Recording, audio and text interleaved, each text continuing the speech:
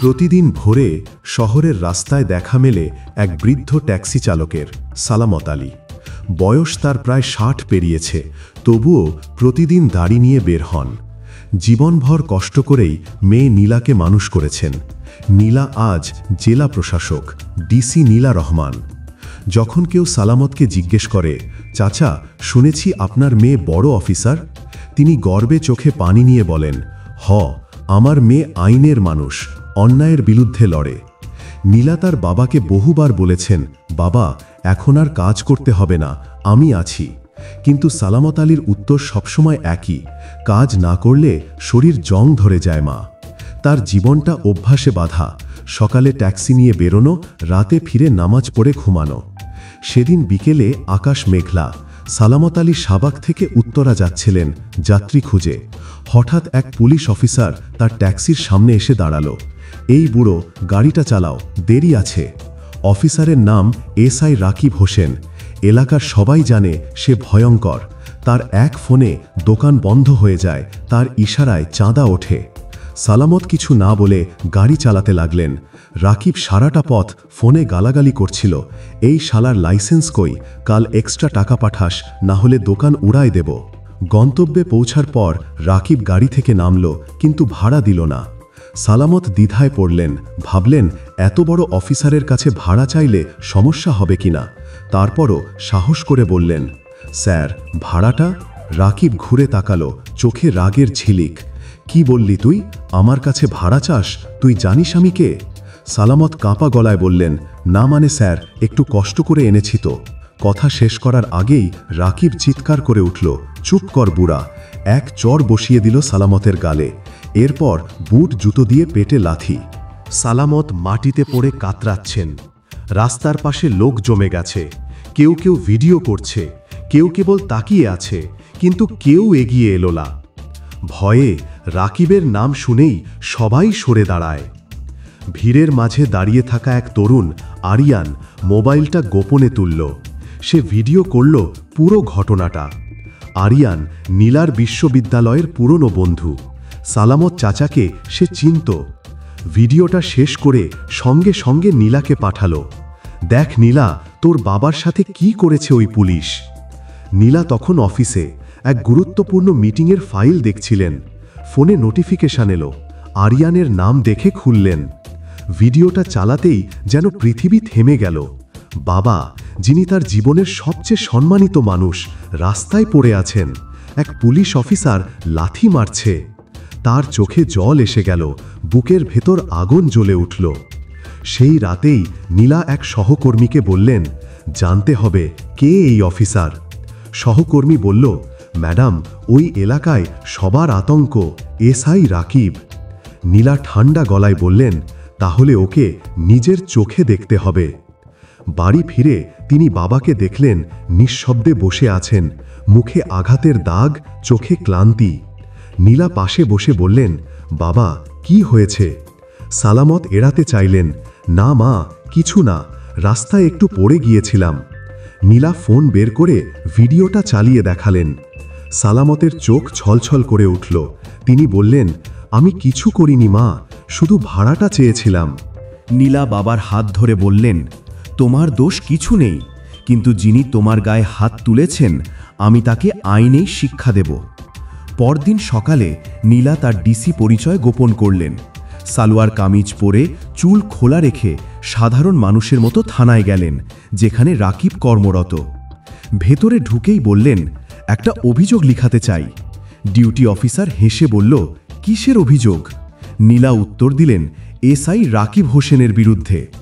শব্দটা শুনে থানার ভেতরে সবাই থেমে গেল। অফিসার চোখ মেলে তাকিয়ে বলল, ওনার বিরুদ্ধে? জান বোন, মাথা ঠান্ডা রাখেন, এই থানায় তার বিরুদ্ধে কিছু হয় না। ঠিক তখনই রাকিব ঢুকল। কি রে, আমার নামে অভিযোগ? সে হেসে বলল। নীলা শান্ত কণ্ঠে বললেন, আপনি একজন বৃদ্ধকে রাস্তায় মারধর করেছেন। রাকিব গর্জে উঠল, তুই আমাকে আইন শিখাবি? তুই জানিস আমি কার মানুষ? রাকিব টেবিলের ওপর হাত চাপড়াল। থানার অন্যরাও হাসতে লাগল। ঠিক তখনই বাইরে 3টে কালো গাড়ি এসে থামল। ভেতর থেকে নেমে এলেন জেলার পুলিশ সুপার এসপি সামিউল করিম। এসপি ভিতরে ঢুকেই থমকে গেলেন। রাকিবের সামনে দাঁড়ানো মেয়েটির দিকে তাকিয়ে তিনি স্যালুট করলেন। ম্যাডাম, আপনি এখানে? পুরো থানা জমে গেল, কেউ নড়তে পারছে না। রাকিব হতভম্ব, তার মুখের হাসি মিলিয়ে গেল। এসপি বললেন, তুমি জানো কাকে অপমান করেছ?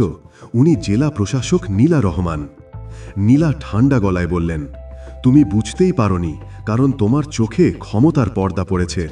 তুমি ভেবেছিলে আমি সাধারণ মানুষ, কিন্তু মনে রেখো, এই দেশের প্রতিটা সাধারণ নাগরিকের সম্মানই রাষ্ট্রের সম্মান। তিনি সরাসরি বললেন, আমি এসআই রাকিব হোসেনকে স্থায়ীভাবে সাসপেন্ডের নির্দেশ দিচ্ছি। রাকিবের মুখ সাদা হয়ে গেল, কথা বেরোল না। এই খবর পৌঁছে গেল স্থানীয় সংসদ সদস্য নওশের চৌধুরীর কানে। রাকিব ছিল তার ডান হাত। এলাকার সব চাঁদা, অবৈধ ব্যবসা, দখল সব চলত তার মাধ্যমে।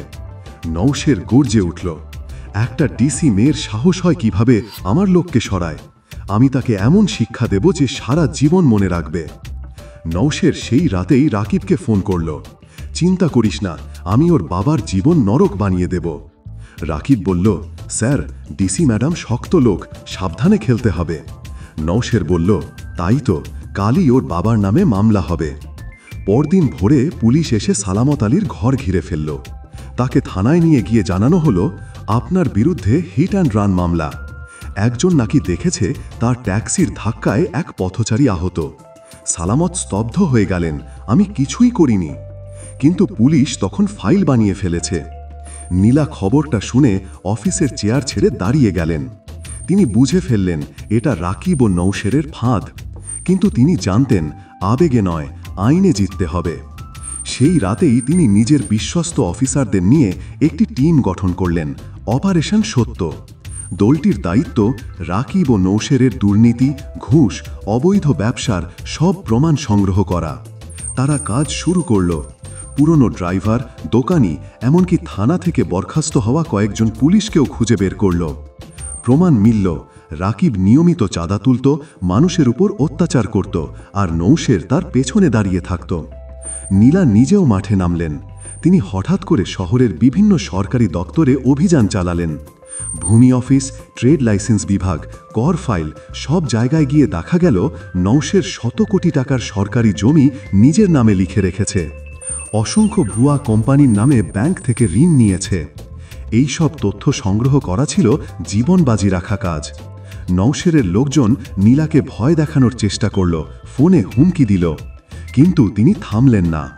একদিকে চলছিল নওশেরের তদন্ত, অন্যদিকে নীলা তার বাবার মামলার জন্য এক সৎ পুলিশ অফিসার ডিআই রাজীব খানকে দায়িত্ব দিলেন। রাজীব দ্রুতই বুঝে ফেললেন মামলাটা সাজানো, ভুয়া সাক্ষীর জবানবন্দি, মিথ্যা প্রমাণ সব কিছু। তিনি ভিডিওসহ রিপোর্ট জমা দিলেন আদালতে। আদালত সঙ্গে সঙ্গে রায় দিল, সালামত আলী নির্দোষ, তাকে সসম্মানে মুক্তি দেওয়া হলো। সালামত জেল থেকে বেরিয়ে আসতেই নীলা ছুটে গেলেন তাকে জড়িয়ে ধরতে। বলেছিলাম না বাবা, সত্যের জয় হবেই। বাবা মেয়েকে দেখে শুধু বললেন, মা, আমি গর্বিত, তুমি শুধু আমার মেয়ে না, তুমি এই শহরের আশা। এরপর নীলা আর থামলেন না। তিনি সব প্রমাণ দুর্নীতি দমন কমিশন ও প্রধানমন্ত্রীর দপ্তরে পাঠালেন। মিডিয়ায় খবর প্রকাশ হল, এমপি নওশের চৌধুরীর কোটি টাকার দুর্নীতি ফাঁস। নওশের তখন রাকিবকে নিয়ে তার বাংলোতে লুকিয়েছিল। তারা ভাবছিল হয়তো ঝড় কেটে যাবে। রাকিব বলল, স্যার, এবার যদি ধরা পড়ি? নওশের হাসল, আমাকে ধরার সাহস কারও নেই। ঠিক তখনই বাইরে সাইরেন বাজল। দুর্নীতি দমন কমিশনের দল ঢুকে পড়ল বাংলোতে। টেবিলে রাখা টাকার বস্তা, নথি, ভুয়া সই সব হাতে নাতে ধরা পড়ল। রাকিব ও নওশের হাত করা পড়ল জনসম্মুখে। খবরটি ছড়িয়ে পড়ল পুরো শহরে। ডিসি নীলা রহমানের অভিযানে দুর্নীতিবাদ এমপি গ্রেফতার। মানুষ রাস্তায় দাঁড়িয়ে করতালি দিল। অনেকে বলল, এমন সাহসী মেয়ে আমাদের গর্ব। বাড়ি ফিরে নীলা দেখলেন বাবা চুপচাপ বসে আছেন। সালামত ধীরে বললেন, মা, তুই আজ শুধু আমার নয়, এই শহরের মুখ উজ্জ্বল করলি। নীলা বাবার কাঁধে মাথা রেখে বললেন, তোমার আশীর্বাদই আমার শক্তি। রাতে খবরের পর্দায় নওশের ও রাকিবের মুখ দেখা গেল, হাতে হাত করা, চোখে লজ্জা। এবার শহরের প্রতিটা মানুষ বুঝল আইনের ওপরে কেউ না।